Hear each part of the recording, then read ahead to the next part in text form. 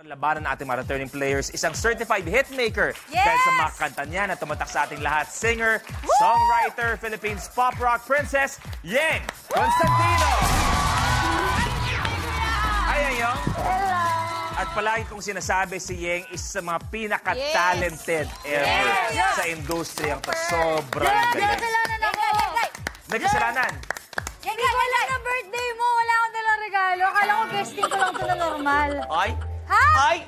Dahil wala kang gift, sorry. May tawag pa naman siguro. Habol ka sa tawag ng tanghalan. Baka may kailangan pang ano doon. Hindi, ano. May gift siya. Naisip ko kanina, sabi ko na sinabi na sa akin, hindi birthday ni Luis, kaya ka nandito. Tsaka isa daw ako sa paborito mo. Wow. Oo naman. Totoo Pinuri yan. sarili. Sinabi ko yan. Sabi ko na kapag dumating yung pagkakataon, yung matamis na moment na yon, na ang pag-iisang dibdib ninyo ng yung minamahal, kakanta na lang ako para sa inyo.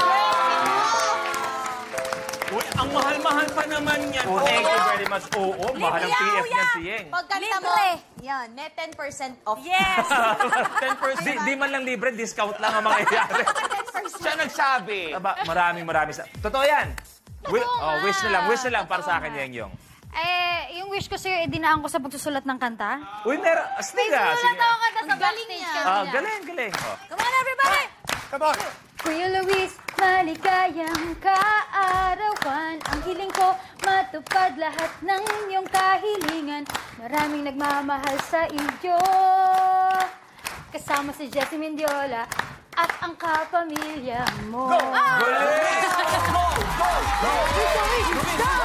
Luis! Para maayos. Sa last man standing, ang last makagawa ng challenge or hindi makagawa ng challenge ay kailangan mag-goodbye. Okay, alam na Alex yan. Alex, focus. Okay, akala ko laging kung sino yung huling gumawa, siya yung panalo. Hindi, ibang mechanics. Ibang mechanics. Baliktad pala. Kaya pala. Eto na kaya.